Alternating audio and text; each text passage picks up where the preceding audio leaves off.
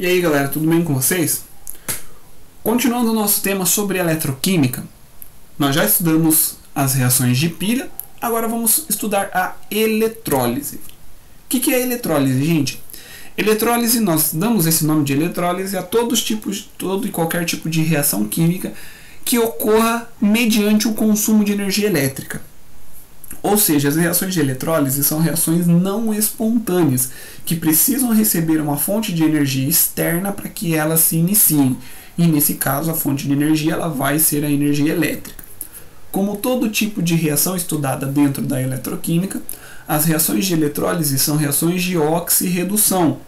Portanto, elas ocorrem em duas etapas diferentes. A reação de oxidação, onde uma espécie química vai perder elétrons, e uma reação de redução, onde a outra espécie química vai ganhar os elétrons cedidos pela outra. Tá? Geralmente a eletrólise ela se divide em dois tipos de eletrólise. A eletrólise ígnea e a eletrólise aquosa. A eletrólise ígnea ela acontece quando a substância que vai sofrer as reações de óxido e redução é uma substância que esteja no seu estado líquido, é uma substância fundida, tá?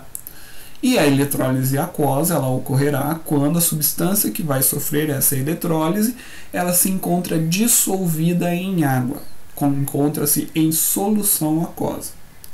A eletrólise ela é um processo industrial muito utilizado na obtenção de metais a partir de seus minérios, tá? Na obtenção, por exemplo, do alumínio a partir da bauxita, do cobre a partir do minério de cobre, da prata a partir do minério de prata. Também na produção de gases como hidrogênio, cloro e oxigênio, e ainda na obtenção de certas bases como hidróxido de sódio e hidróxido de potássio. Vamos começar primeiro então com a eletrólise ígnea. A eletrólise ígnea é quando a gente tem a eletrólise ocorrendo em uma substância que esteja fundida, que esteja no seu estado líquido. Como por exemplo aqui de eletrólise ígnea, vamos pegar o exemplo da eletrólise do cloreto de sódio, que é o sal de cozinha, o NaCl. O NaCl, então, para a gente poder promover a eletrólise nesse material, temos aqui então uma cuba eletrolítica. Dentro dessa cuba eletrolítica vai ser colocado a substância fundida, no caso o cloreto de sódio. Como ele é um sal, toda vez que um sal ele passa para o estado físico líquido, quando ele é fundido, esse sal sofre dissociação iônica formando dois íons, um íon positivo, que é o íon sódio, e um íon negativo, e o ânion cloreto, né, o íon negativo, o ânion cloreto. Então aqui dentro desse meio, dentro da nossa cuba eletrolítica, terá cloreto de sódio fundido. Cloreto de sódio formando os íons sódio e os íons cloreto. Sobre essa cuba são acrescentados dois eletrodos. O primeiro eletrodo, o eletrodo positivo, que é o polo positivo da nossa cuba eletrolítica aqui, ele é conhecido como ânodo. Ânodo por quê? Porque é dentro dele que ocorrerá descarregamento dos ânions. É aqui que os elétrons eles vão ser liberados dentro desse eletrodo e através dele esses elétrons vão fluir para o próximo polo aqui, que é o cátodo. Dentro do ânodo ocorrem as reações de oxidação. Aqui a gente precisa tomar um pouquinho de cuidado, tá, gente? Porque lá nas pilhas o polo positivo ele é chamado de cátodo, e o polo negativo é o ânodo. Aqui na eletrólise muda o nome. O polo positivo é o ânodo e o negativo é o cátodo. Tá? Então aqui no ânodo ocorrerá o descarregamento dos elétrons. Os ânions cloretos, que foram formados a partir da fusão do cloreto de sódio, eles têm um elétron sobrando neles, que é o elétron que eles ganharam do sódio. Nesse polo aqui, os íons cloreto eles vão descarregar os seus elétrons no polo positivo da nossa eletrólise, né, da nossa cuba eletrolítica. E esses elétrons eles vão caminhar através do nosso sistema. O íon cloreto, quando ele descarrega esse elétron, ele se transforma em cloro E esse cloro posteriormente dará origem ao gás cloro, que é o Cl2, porque para ele agora ele já está estável, não está sobrando e nem faltando elétrons para ele. Consequentemente, ele forma o gás cloro, que começa a ser liberado através aqui do nosso ânodo. Por sua vez, os elétrons que se movimentaram através do fio condutor, eles chegam até o polo negativo da nossa pilha, que é conhecida como cátodo, e aqui vai ocorrer o descarregamento dos cátions, ou seja, os elétrons que chegaram até aqui, eles vão passar para os íons positivos presentes na solução, fazendo com que os íons sódio, que estão na sua forma de cátion, que significa que está faltando elétrons para eles ganhem esses elétrons e se transformem em sódio metálico. Assim, esse sódio começa a se depositar sobre o cátodo e esse cátodo vai ter um leve aumento da sua massa, porque ocorre a deposição do íon sódio sobre ele. Tá?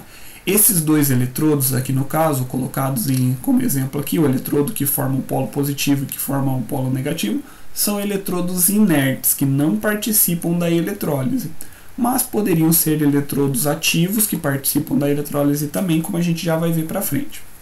Então, nessa cuba eletrolítica, ocorrem 3 semi-reações. A primeira semi-reação é a de dissociação iônica da substância que está sendo fundida, que no caso aqui é o cloreto de sódio. A segunda semi-reação é a reação de oxidação, que ocorre com os ânions cloretos dentro do ânodo, dentro do polo positivo da nossa cuba eletrolítica. A terceira reação é a reação de redução, que ocorre com os cátions sódios dentro do polo negativo, dentro do cátodo, onde os cátions sódios ganham os elétrons e se transformam em sódio metálico. Por fim, a gente pode juntar nossas 3 reações em uma única reação global. Nessa única reação global, eu vou fazer o seguinte aqui então. Eu tenho sódio aqui como produto e tenho sódio aqui como reagente. Tenho 2 elétrons aqui como produto, 2 elétrons aqui como reagente. Vou cortar eles. Tenho também 2 íons cloreto aqui como reagente e 2 íons cloreto aqui como produto. Eliminei todos os semelhantes que estavam em lados opostos das reações químicas. Agora, o que não estava em lados opostos, eu vou só repetir aqui embaixo. Como reagente vai ficar 2NaCl, que é 2 átomos ou 2 mol de cloreto de sódio, formam 2 mol de sódio mais 1 mol de gás cloro, que é o que sobrou aqui de produto das nossas 3 semi-reações. A eletrólise ígnea, como eu falei para vocês, ela também pode ocorrer utilizando-se um eletrodo ativo. Esse eletrodo ativo é um eletrodo que vai participar do processo aí da eletrólise durante o processo todo, tá? Como, por exemplo, ocorre na obtenção do alumínio metálico a partir do minério conhecido como alumina e criolita. Nessa reação, então, acontece o seguinte. Primeiro, a alumina ela precisa ser fundida. Então, pega-se lá o minério de alumina e transforma-se ela em líquido, fazendo com que, consequentemente, ela forme íons alumínio e íons oxigênio. Posteriormente, acrescenta-se a essa cuba eletrolítica, onde vai ter aqui no caso o material fundido, eletrodos de carvão, eletrodos de grafite, que são eletrodos de carbono, onde ocorrerá a passagem dos elétrons. E por fim, a cuba eletrolítica, o recipiente todo, ela representa o cátodo, o polo negativo da nossa cuba eletrolítica, enquanto o eletrodo de carvão representa o ânodo, ou seja, o polo positivo. Quando nós tivermos a passagem de corrente elétrica por esse sistema, os íons oxigênio aqui, eles vão sofrer o processo da oxidação e liberar os seus elétrons dentro do eletrodo de carvão.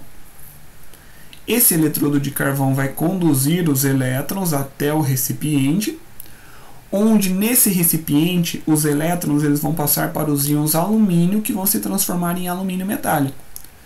Esse alumínio metálico ele começa a se depositar no fundo da cuba eletrolítica e depois é coletado através de uma saída aqui no canto para que possa então ter a obtenção do alumínio puro, né, a partir do minério alumina, que nada mais é do que o trióxido de alumínio. Tá? O eletrodo de carvão, por que ele é um eletrodo ativo? Porque aqui o eletrodo ele vai começar a ser corroído. À medida que o oxigênio ele deposita os elétrons aqui e se transforma em oxigênio gasoso, esse oxigênio gasoso reage com o carbono do carvão e forma gás carbônico. À medida que o carbono é consumido pelos átomos de oxigênio, o gás carbônico é liberado e então, consequentemente, ocorre o borbulhamento aqui, ocorre saída de bolhas, que é o gás carbônico sendo eliminado da cuba eletrolítica. À medida que o alumínio que está em solução aqui, que está fundido aqui, recebe os elétrons, ele se transforma em alumínio metálico. Esse alumínio metálico vai estar na forma líquida, né, na forma fundida, e depois ele é coletado dentro dessa cuba eletrolítica. Já na eletrólise aquosa, o composto que vai sofrer o processo da eletrólise ele está dissolvido em água, para que ele possa sofrer essa dissociação iônica. Consequentemente, os íons formados dessa dissociação iônica da substância que sofrerá a eletrólise competirão com os íons provenientes da quebra da molécula de água para que ocorram as reações de oxirredução. Como assim? A água, quando ela sofre dissociação iônica, ela forma íons H+, e OH-. O composto que vai sofrer a eletrólise, ele também vai formar íons positivos e íons negativos.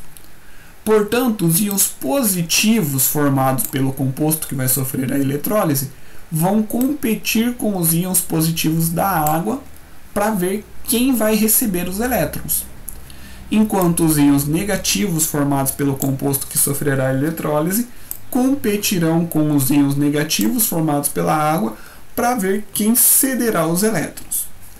Quem que vai sofrer as reações de oxidação ou as reações de redução? Isso depende dessa fila de descarga de elétrons. Tá?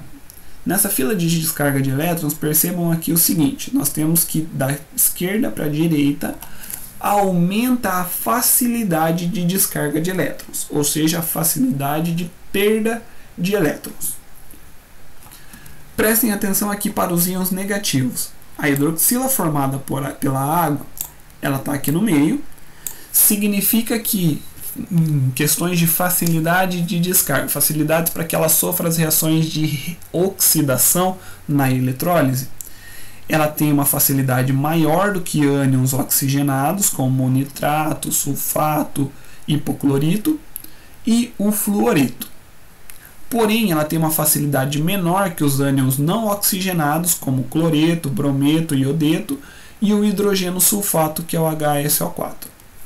Significa que se a gente tiver uma cuba eletrolítica formada para que ocorra eletrólise aquosa, onde a substância que está dissolvida em água ela forme algum desses ânions aqui, são esses ânions que sofrerão a oxidação preferencialmente no lugar da hidroxila. Agora, se o íon dissolvido, a substância dissolvida formar algum desses ânions aqui, desses ânions que estão para o lado de cá, agora são esses ânions aqui, é a hidroxila que sofrerá preferencialmente as reações de oxidação para fornecimento de elétrons para a continuidade da eletrólise. Por sua vez, a gente tem aqui a facilidade de descarga. Significa que, se o íon positivo formado pela substância em solução for algum desses aqui, o íon positivo tem preferência no ganho de elétrons, então é ele quem vai sofrer as reações de redução.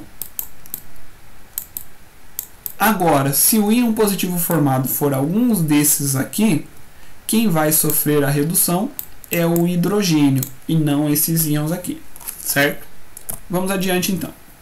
Olha aqui uma eletrólise aquosa de cloreto de sódio. Mesmo processo do exemplo anterior, quando a gente estudou a eletrólise ígnea do cloreto de sódio. A diferença agora é que o cloreto de sódio ele está em solução aquosa. Então, os íons sódio e cloreto competirão com os íons hidrônio e hidroxila formado pela autoionização da água. Quando a gente mistura cloreto de sódio em água, a gente vai ter a dissociação iônica do cloreto de sódio formando íons positivos, que são os íons sódios, e os íons cloretos, que é o Cl-. Por sua vez, a própria água também sofre autoionização, formando íons hidrônio e íons hidroxila. Então, neste meio aqui, eu tenho 4 íons, 2 positivos, hidrônio, que é o íon hidrogênio, e o sódio, e hidroxila e cloreto. Quem vai sofrer as reações de oxidação e quem vai sofrer as reações de redução na eletrólise depende desta tabela aqui da fila de descarga que nós analisamos. Vamos pegar aqui primeiro os íons negativos. A água forma OH e o cloreto de sódio forma íon cloreto. O íon cloreto tem preferência para sofrer descarga, que é a hidroxila. Então, quem vai sofrer as reações de oxidação, naquele caso ali, é o íon cloreto.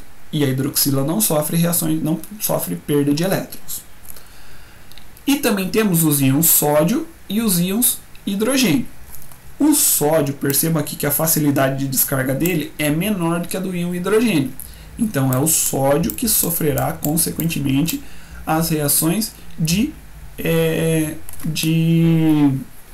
não sofrerá as reações de redução, e o hidrogênio sofrerá as reações de redução preferencialmente no lugar do sódio.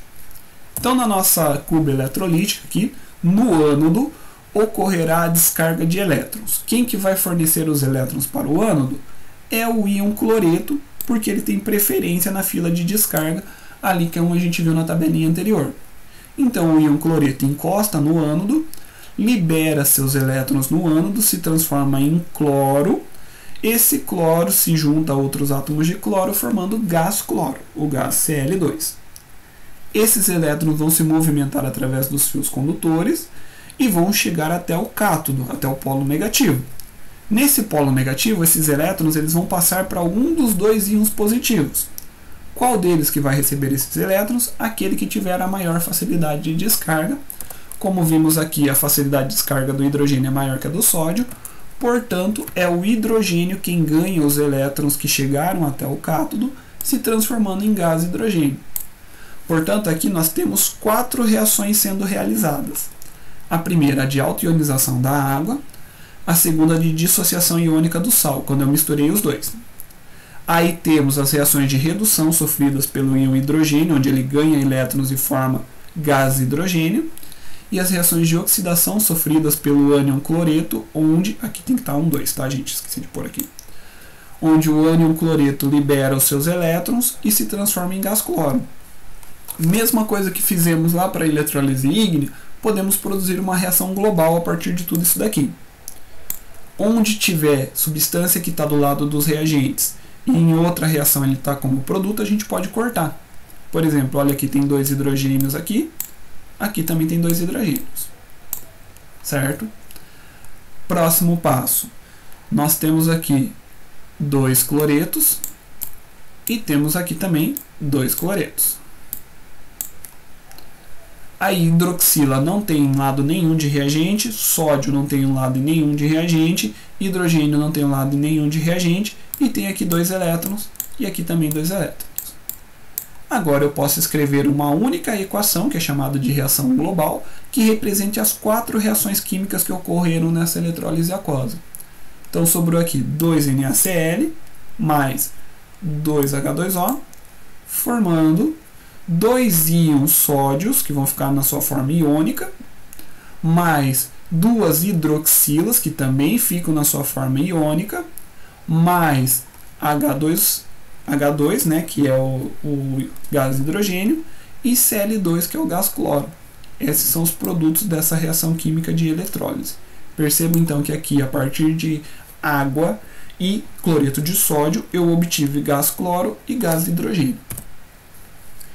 Para a gente finalizar, vamos falar de galvanoplastia. O que é galvanoplastia? Galvanoplastia é um processo industrial chamado também de eletrodeposição, que consiste no revestimento de uma superfície metálica com outro metal para que esse material ele seja protegido dos processos de oxidação. Tá? Sabe, por exemplo, tipo uma joia que você tem em casa, uma bijuteria que você tem em casa, que é banhada a ouro? O que significa aquele material ser banhado a ouro? Significa que aquele material ele é feito de um metal que pode sofrer oxidação, que pode enferrujar com o passar do tempo. E aí, para que ele não enferruje, para que ele não seja destruído com o passar do tempo, faz-se galvanoplastia, onde se deposita uma finíssima camada de ouro sobre aquele metal. Então ele vai ter como se fosse uma capinha de ouro e dentro dele fica o metal principal. Por que o ouro? Porque o ouro é um metal que não sofre oxidação. Ele não sofre enferrujamento com o passar do tempo. Quais são as vantagens da galvanoplastia? Ela aumenta a resistência da peça, como eu já falei para vocês, é uma peça que não vai sofrer oxidação facilmente, protege contra a oxidação, aumenta a durabilidade, aumenta a condutividade elétrica ou térmica, se esses forem os objetivos, e também fica mais esteticamente bonito. Aqui, por exemplo, olha, nós temos 5 chaves feitas no mesmo material, só que por que elas têm cores diferentes? Porque sobre cada uma delas foi feito um processo de galvanoplastia e depositado uma finíssima camada de diferentes metais, como níquel, cobre, prata, ouro e ródio. Tá? Como que ocorre essa galvanoplastia? Então, no cátodo da nossa eletrólise, eu vou colocar a peça como eletrodo. Vamos supor aqui, eu quero fazer uma chave, então vou colocar aqui a chave que eu quero que sofra, que receba a camada de material aí. Então ela vai ficar no meu cátodo.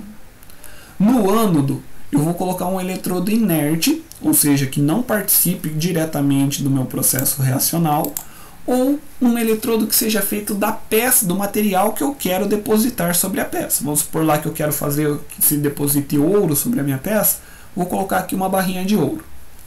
E aqui eu vou fazer uma solução aquosa feita principalmente do íon que eu quero que se deposite sobre a peça. Se eu quero que seja depositado ouro, então eu vou colocar aqui uma solução aquosa de um sal que seja formado a partir de átomos de ouro e de um outro íon negativo. Para poder exemplificar aqui, eu vou falar que o Me é um metal qualquer e aqui o cobre, que é o material que eu vou depositar sobre a minha peça de metal. Na minha solução aquosa, eu tenho sulfato de cobre, então um sal formado pelo íon que eu quero depositar sobre a placa. Quando nós fizermos aqui a passagem de corrente elétrica, a corrente elétrica vai passar pelo nosso sistema. Isso vai fazer com que os íons, os elétrons que estão chegando ao cátodo, esses elétrons eles vão ser recebidos pelos átomos, pelos íons com carga elétrica positiva. Assim, esses íons com carga elétrica positiva, eles se depositam sobre a peça à medida que eles ganham elétrons. E eles vão formando uma capa de revestimento sobre o metal que eu desejo proteger. Tá?